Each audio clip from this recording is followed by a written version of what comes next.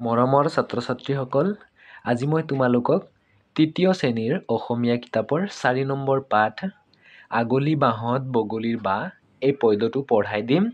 তোমালোকে মনোযোগ দি মোৰ লগে লগে পঢ়ি যাবা দেই। আৰু যদি তোমালোকে মোৰ চেনেলটো ছাবস্ক্ৰাইব কৰা নাই তেনেহ'লে ছাবস্ক্ৰাইব এটা কৰি দিবা। তো আহা তেনেহ'লে কবিতাটো পঢ়ো। আগলি বাঁহত বগলীৰ বাঁহ।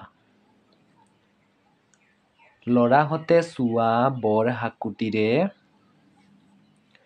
লৰাইছে আমৰ ডাল।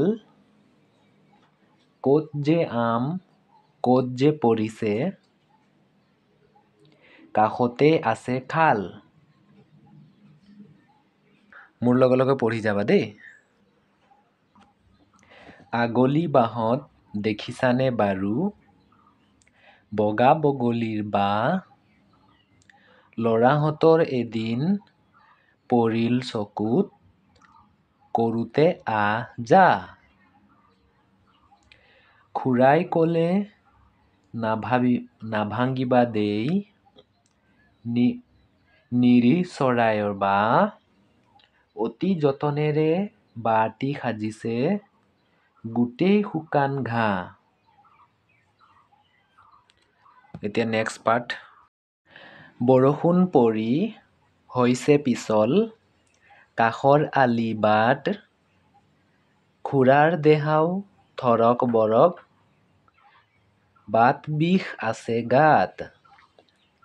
খগেনে খুৰাৰ হাতত ধৰি ক'লে আগবঢ়াই দি বিষুৱা দেহাৰে হাটলৈ বাৰু নগ'লেনো হয় কি। ঠিক আছে, কবিতাটো শেষ হৈছে। এতিয়া মই তোমালোকক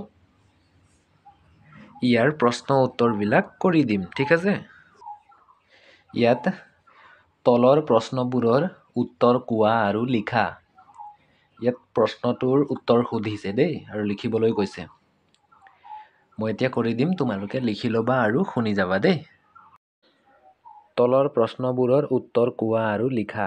ক, আমৰ ডাল কোনে লৰাইছে? উত্তৰ, ল'ৰাহঁতে।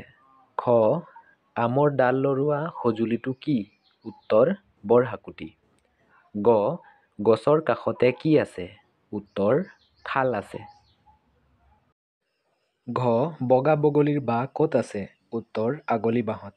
অংগ, আলিবাটটো কিয় পিছল হৈছে? উত্তৰ হ'ব বৰষুণ দিয়াৰ কাৰণে।